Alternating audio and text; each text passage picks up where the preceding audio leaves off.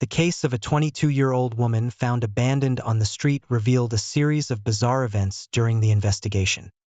These included the father's sexual abuse of his biological daughter, the son's alarming behavior, and other disturbing family secrets.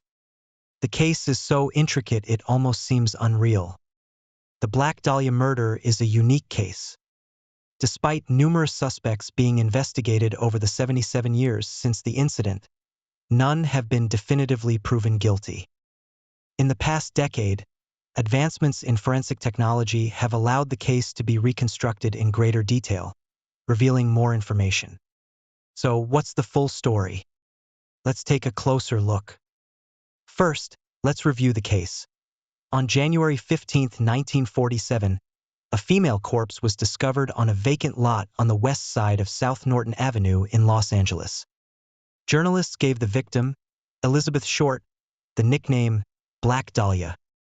Elizabeth Short was only 5 feet 3 inches tall and weighed no more than 105 pounds. She had bright blue eyes and dark hair, but her dental health was extremely poor. Her body showed signs of previous trauma, with different types of injuries in various areas. This case is particularly disturbing because of the way the victim was perceived and treated, almost as if she were an object rather than a person, indicative of antisocial personality disorder. What's the difference between antisocial personality disorder and psychopathy? And how can we recognize such individuals in our daily lives? Criminal investigation expert Julian Peterson explains that sociopaths and psychopaths are essentially the same. In the 1980s and 1990s, the term sociopath was more commonly used, while modern police prefer psychopath because mental illness can be diagnosed and presented as evidence in court. Antisocial personality disorder, however, is harder to prove.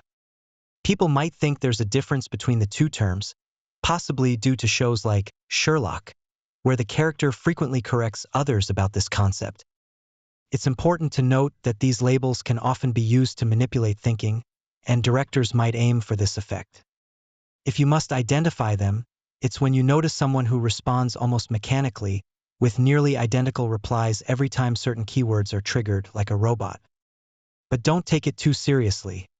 These concepts are often used to manipulate thinking, and directors might aim for this effect. So, how can you recognize such people in daily life? There's no definitive way, as they might not exhibit obvious symptoms. This could be a concerning behavior, but it's important to note that this is just a possibility, and we are not a specialized profiling team. Returning to the case, the report suggested that the perpetrator exhibited highly concerning behavior. This conclusion doesn't help us find the killer because, as mentioned earlier, there are no obvious symptoms. It could be anyone, for example, a doctor. Why a doctor? The report indicated that the method used by the perpetrator was highly sophisticated, suggesting a professional background. After the autopsy, the police identified the victim through fingerprint comparison. Interestingly, they had to employ various tactics to get Elizabeth Short's mother to come to the station. Her journey was far from straightforward and filled with hardships. Why the subterfuge? Once the media learned the victim's identity, they swarmed her mother's house before she even knew her daughter had been murdered. It was nearly impossible to get the poor woman out without alerting the press. Was the media in Los Angeles really like that back then? Absolutely. Some journalists would do anything for a scoop, avoiding dangerous war zones, police standoffs, or blazing fire scenes, preferring instead to camp outside an old lady's house for an easy headline. They dug up Elizabeth Short's entire life story, delving into her relationships, alleged affairs, and even her lifestyle choices. Born in Boston, she moved to Los Angeles in 1946 to chase her dream of becoming an actress, like so many others in Hollywood. She started out working as a waitress to support herself financially. Her poor dental health, mentioned earlier, was a result of the poverty she endured, struggling to afford even basic necessities, let alone dental care. Let's focus on the prominent suspect, the infamous wealthy doctor, Dr. George Hodel. Known for his high intelligence, exceptional skills, considerable wealth, and musical talent, Hodel is notorious for three main reasons. First, he is a prime suspect in the Black Dahlia case. Second, he married 5 wives, fathered 11 children, and was accused of sexually abusing his daughter. In his youth, he was expelled from school after being caught having an affair with his professor's wife, which resulted in her pregnancy and earned him a notorious reputation. Despite his infamy, his professional career thrived. He served as the head venereal disease control officer in Los Angeles and became part of the elite society. He mingled with many influential figures who had unique interests, particularly in dark, surrealist art. His circle of friends often organized surrealist-themed parties, sometimes attended by well-known figures like the famous director John Huston, known for The Treasure of the Sierra Madre and Chinatown. As previously mentioned, Dr. Hodel had no respect for women, leading to suspicions that he was the Black Dahlia killer. Some claim to have seen Dr. Hodel with the victim, Elizabeth Short, although this was later debunked as a rumor. Additionally, 2 photographs resembling the Black Dahlia were found among Dr. Hodel's belongings, leading to speculation that he and Elizabeth Short might have been in a relationship. Dr. Hodel was also suspected in another unsolved case, the murder of Jean French on February 10, 1947. The similarities between this case and the Black Dahlia case included the cause of death and the positioning of the body. Moreover, red lipstick was used to write a message on Jean French's body, which included the letters BD, potentially standing for Black Dahlia. However, I personally doubt that the same person committed both crimes. The modus operandi of the 2 cases is quite different. Jean French was severely beaten before her death, suggesting a crime of passion or a personal vendetta, which contrasts with the precise and meticulous manner of the Black Dahlia's murder. Furthermore, the only evidence linking the 2 cases is the handwriting analysis of the message on Jean French's body and a letter supposedly sent by the Black Dahlia's killer to a newspaper.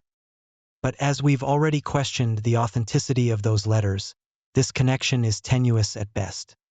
The authenticity of these letters has been questioned because a handwriting expert found the lettering to be a close but ultimately inconclusive match to the elder Hodel's writing.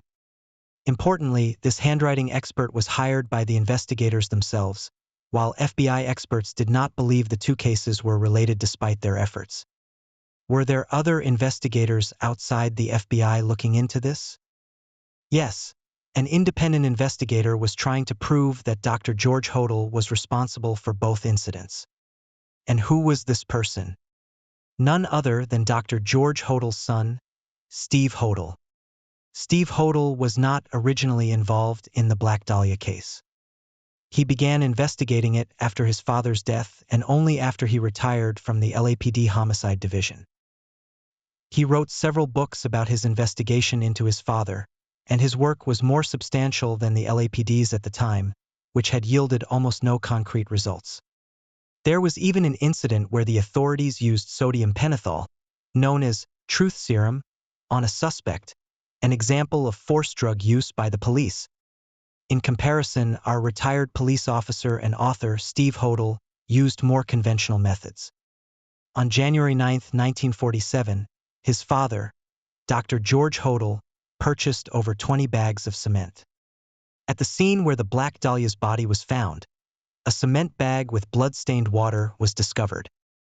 Additionally, his father drove a black Packard, and a witness claimed to have seen a black car at the crime scene. The positioning of the Black Dahlia's body was also similar to some artworks frequently seen at his father's parties. Tamar, his sister, recalled that many notable individuals attended their father's parties. On one occasion, their father made her pose nude for artist friends, including Man Ray. In 1949, she ran away from home and reported this to the police. Dr. George Hodel was first suspected in the Black Dahlia case due to Tamar's report, and both of his children believed he was responsible. However, the accusations were later withdrawn because several family members testified that Tamar was lying. Many suspected that these family members were motivated by the desire to inherit Dr. Hodel's estate, fearing he might donate his wealth instead. In 1950, Dr. Hodel moved to the Philippines. In 1967, a woman was murdered in Manila, and the crime bore striking similarities to the Black Dahlia case. According to his son, Dr. Hodel was living just about a kilometer away at the time. In 2012, his son Steve brought a civilian CSI team to his childhood home, where his father used to host parties, and conducted a thorough search, collecting soil samples.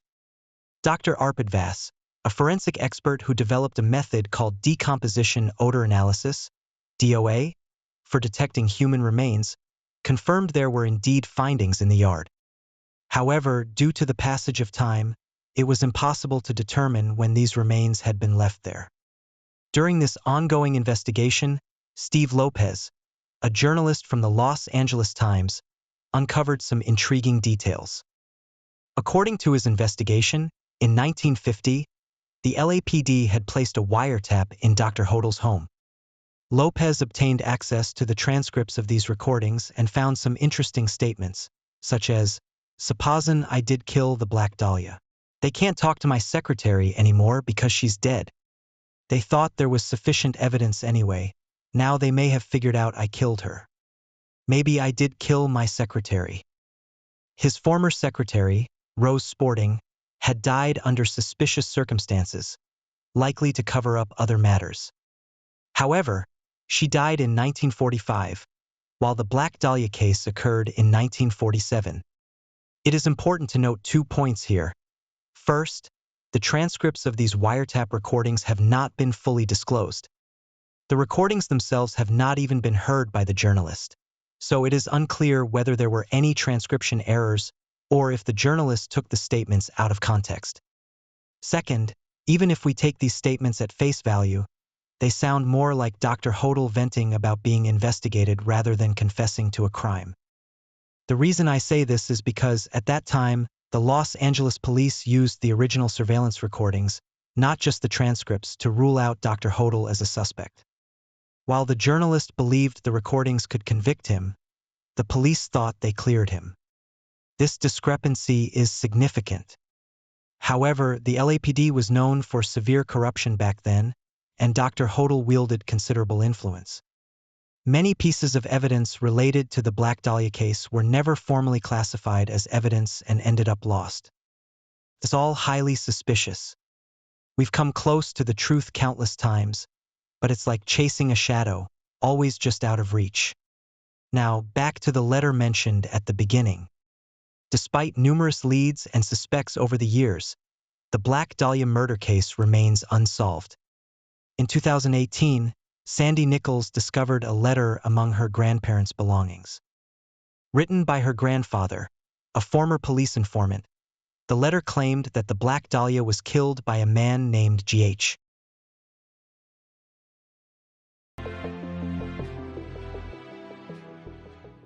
If you enjoyed this video, please subscribe to our channel.